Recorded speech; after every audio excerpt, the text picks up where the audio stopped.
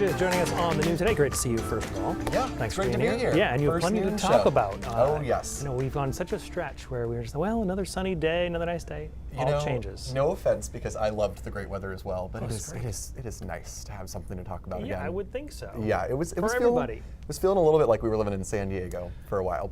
So, there are worse things. Yes, definitely. But I mean, a little change is healthy. I do miss the 70s and 80s, but it's also kind of nice to get some classic fall weather too, as we're seeing today. Plenty of that out there. A little bit of rain, but really, in the end, it seems like this nor'easter is kind of a little drier than even it was expected to be. We were not expecting much rain out of this, and it's kind of barely giving us anything at this point. Just a few sprinkles, some light showers across southern Maine.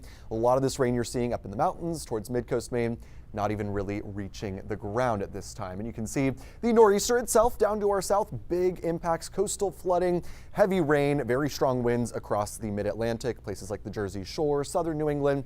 Up here in Maine, though, we are just on the outer fringes enough to not really see a major impact. But we are certainly seeing cool temperatures. 54 will be our high today in Portland this afternoon. We'll see if we even get there. 52 right now. I doubt we'll warm up much more than that. 52 for our high in Lewiston. Notice Bangor, Calais, Holton up to Caribou.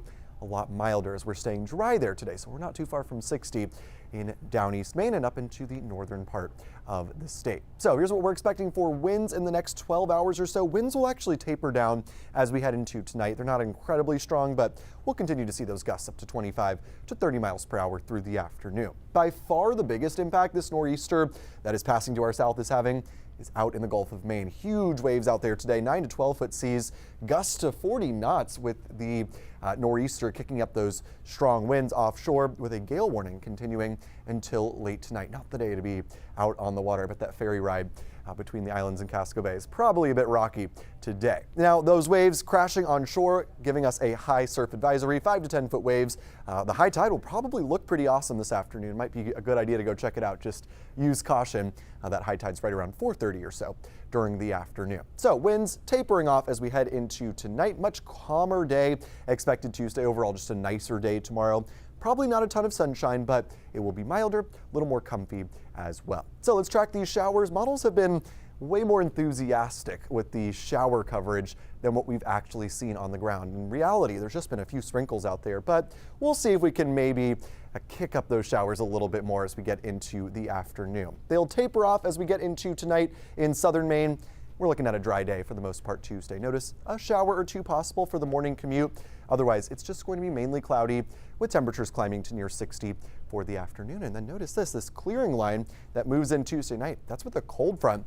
That's really going to kick up the winds for Wednesday and Thursday. So in terms of rain, yeah, not looking like we're getting a lot of it out of this system, and it will mainly be confined to southern Maine, places like Bangor, Waterville, Augusta, really getting hardly anything out of this nor'easter. So that continues to pull away as we get into Tuesday and Wednesday. Cold front comes through Tuesday night into Wednesday morning. Northwesterly winds kick up on Wednesday, and it looks even windier on Thursday. We could see some gusts approaching 40 miles per hour, and it will be chilly as well on Thursday. No rain with this front really, but we will certainly see plenty of wind.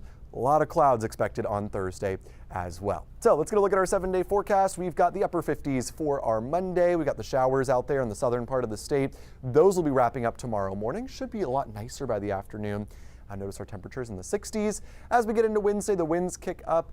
And then Thursday, probably our least nice day this week in the low to mid 50s. Very blustery, cloudy as well, just not the prettiest day. What is a pretty day, though, is this weekend. Overall, the weekend forecast looking great. Temperatures climbing into the 60s, and some spots will be in the mid to even upper 60s by Sunday. So looking really nice by the end of the week, squeezing in all the bad weather on a Monday. You know, I think that we can handle that. Brian, I don't mind a little rain on a Monday. Get it out of the way. That's right. That's right, and then we get to enjoy the rest of the week toward Friday. Yeah, looks very good. We're already looking ahead to the weekend. We love that. Perfect. All right, Christian, thanks so much. I want to talk a little bit more, by the way, about the severe weather across the U.S. It is a